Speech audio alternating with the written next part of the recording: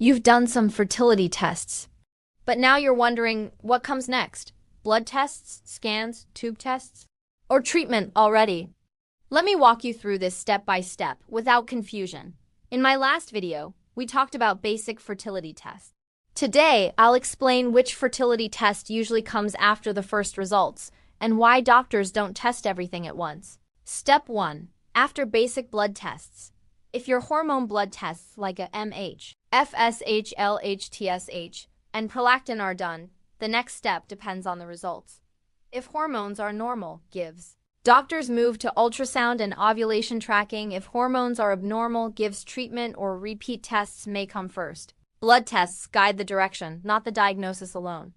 Step 2. AFTER, ultrasound and ovulation check. Once ultrasound shows ovaries, follicle count, uterus shape, PCOS signs, doctors usually ask one key question: is ovulation actually happening?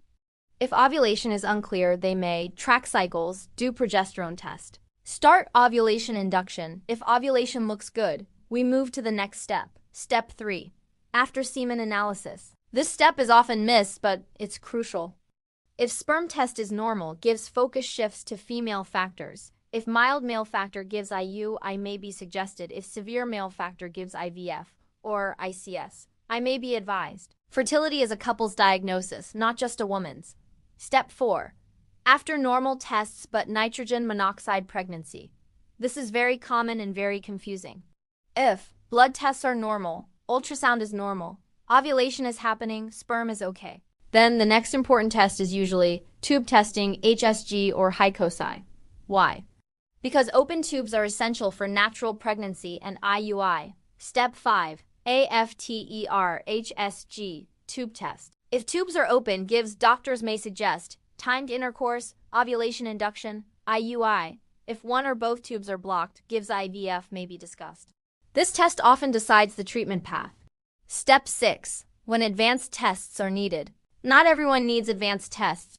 Doctors may suggest further testing only if repeated treatment failures, suspected endometriosis, uterine issues, recurrent miscarriages. These may include hysteroscopy, laparoscopy, genetic tests. These are not routine, only case-based.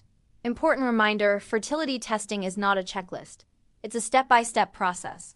Doing everything at once increases stress, increases cost, often isn't necessary. Doctors test only what's needed next.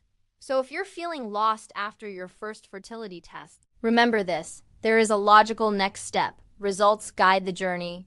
One test leads to the next. You're not stuck, you're progressing. If this video helped clear your confusion, like, share, and follow for more fertility guidance.